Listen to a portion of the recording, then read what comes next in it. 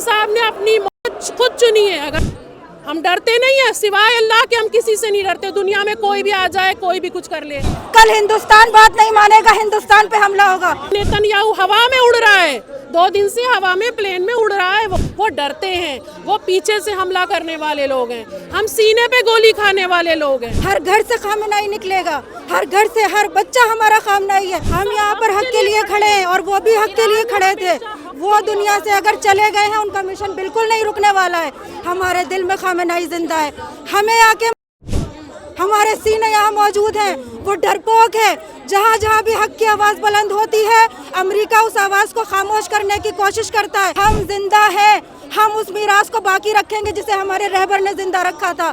और अगर अमेरिका को ये लग रहा है, इजराइल को ये लग रहा है कि वो इस बात को खामेनाई रहबर को खत्म करके हमें खत्म कर देगा, तो हरगिज खत्म नहीं कर सकता। नेतन्याहू हवा में उड़ रहा है, 2 दिन से हवा में प्लेन में उड़ रहा है। वो ज़मीन पे आया नहीं डर के मारे। वो डरते हैं, वो पीछे से हमला करने वाले लोग हैं, हम सीने पे गोली खाने वाले लोग हैं। हम डरते नहीं है, सिवाय अल्लाह के हम किसी से नहीं डरते। दुनिया में कोई भी आ जाए, कोई भी कुछ कर ले, हम नहीं डरते। और मरना तो एक दिन सबको है, चाहे तो बिस्तर पे रगड़ रगड़ के जाओ, चाहे इस तरह से सर उठा के अपनी मौत खुद चुनता है इंसान। खामेनाई साहब ने अपनी मौत खुद चुनी है। अगर उनको शहीद किया गया है तो ये शहादत हम लोगों के लिए एक बहुत बड़ा। और अगर जालिम को ये लग रहा है कि खामेनाई साहब को मारकर वो इस मिशन को ख़त्म कर सकते हैं, तो हरगिज़ नहीं। हर घर से खामेनाई निकलेगा, हर घर से हर बच्चा हमारा खामेनाई है। हम सब खामेनाई है। हमें भी आके मार दे, यहाँ इतने लोग, ये सब खामेनाई है, सबको मारा कर। हम यहाँ पर हक के लिए, हम यहाँ पर हक के लिए खड़े हैं और वो भी हक के लिए खड़े थे। वो दुनिया से अगर चले गए हैं, उनका मिशन बिल्कुल नहीं रुकने वाला है। हमारे दिल में खामेनाई जिंदा है। हमें आके हमारे सीने यहाँ मौजूद हैं। वो डरपोक है। जहाँ जहाँ भी हक की आवाज़ बुलंद होती है, अमेरिका उस आवाज़ को खामोश करने की कोशिश करता है। लेकिन पूरी दुनिया गवाह है, जब एक आदमी खामोश होता है तो उसकी सपोर्ट में लाखों करोड़ों लोग आ जाते हैं। हम जिंदा हैं, हम उस मीरास को बाकी रखेंगे जिसे हमारे रहबर ने जिंदा रखा था। और अगर अमेरिका को ये लग रहा है, इजराइल को ये लग रहा है कि वो इस बात को खामेनाई रहबर को खत्म करके हमें खत्म कर देगा, तो हरगिज खत्म नहीं कर सकता।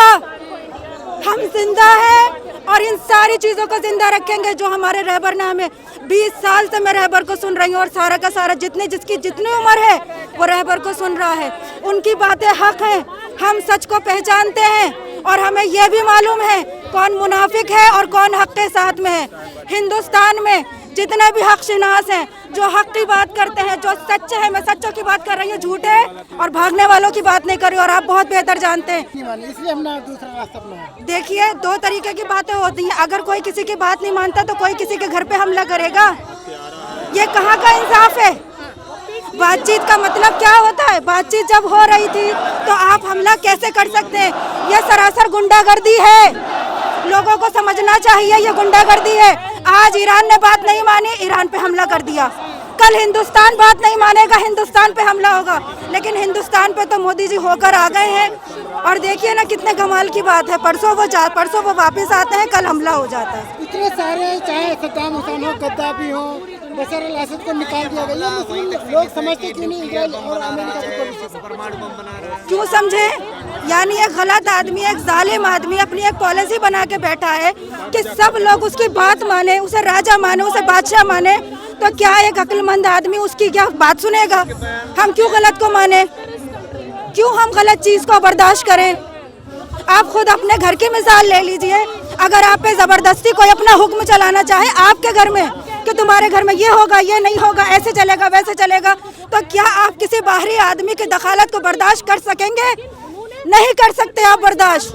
तो फिर हर मुल्क जो बावकार है, बाइज्जत, मैं उन 56 मुल्कों की बात नहीं कर रही जो डरते हैं सामने आने से। मैं कहना चाहूँगी उन मुसलमान नहीं है वो, मेरी नज़र में वो मुसलमान हो ही नहीं सकते। कुरान का हुक्म है, तुम्हारा हर मुसलमान भाई दूसरे मुसलमान का भाई है।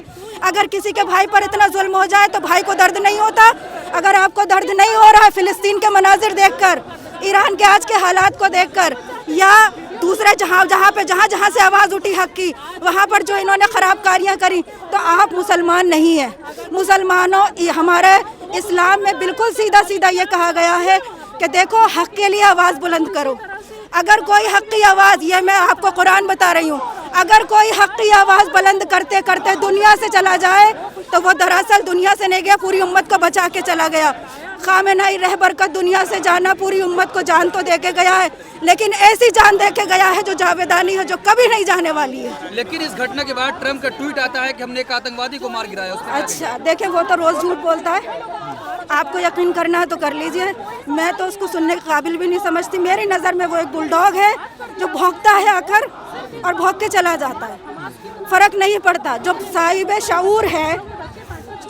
शऊर है, जिसके अंदर अक्ल है, जो सोच सकता है, वो उसे सुनने के काबिल भी नहीं समझते, काबिल भी नहीं है उसके कुछ भी बोलने से। बाकी के जो इस्लामिक कंट्री तानाशाह को मार गिराया है। अच्छा, और वो खुद क्या है? वो खुद क्या है? वो खुद ये चाहता था कि ईरान उसके तलवे चाटे, जैसे दूसरे मुसलमान ममालिक उसके तलवे चाट रहे हैं। यानी तुम कौन होते हो कहने वाले कि तुम परमाणु बम नहीं बनाओगे? तुमने नहीं बनाया, हर मुल्क नहीं बना रहा अपनी सेफ्टी के लिए।